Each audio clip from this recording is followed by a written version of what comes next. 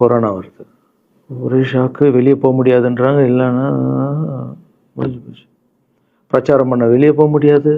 தலைவருக்கு உடம்பு சரியில்லாம போகுது. ஹைதராபாத் ஷூட்டிங் போறாரு. உடம்பு முடியல. அப்படியே எல்லாமே கொலாப்ஸ் ஆகுது. அப்புறம் தலைவர் அலவுன்ஸ் பண்றாரு. நான் அரசியலுக்கு வரல. டாக்டர்ஸ் வந்து போக்கூடாதுன்னு சொல்லிட்டாங்க.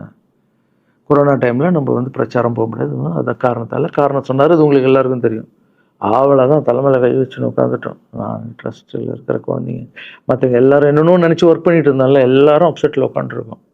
தலைவர் ஒருத்தன் போய் பேசி பார்க்கலாம் அவர்கிட்ட. தலைவர் வராரு, கூப்பிடுறாரு போணும். அந்த மாரி தலைவர பார்த்ததில்ல நான்.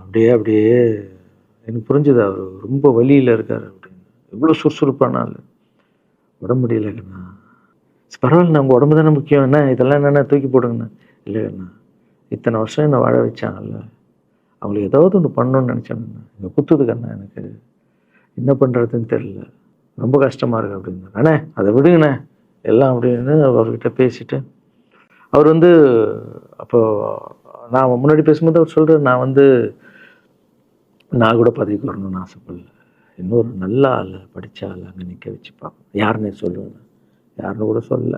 அது அப்படியே போச்சு. அவர் மனசுக்கு மட்டும் தான் தெரியும். யாருன்னு கூட சொல்லல. ரொம்ப அப்செட்டா இருந்தாரு. சரி ஓகே. இதுவும் கடந்து போகணும். அப்படியே கடந்து போச்சு.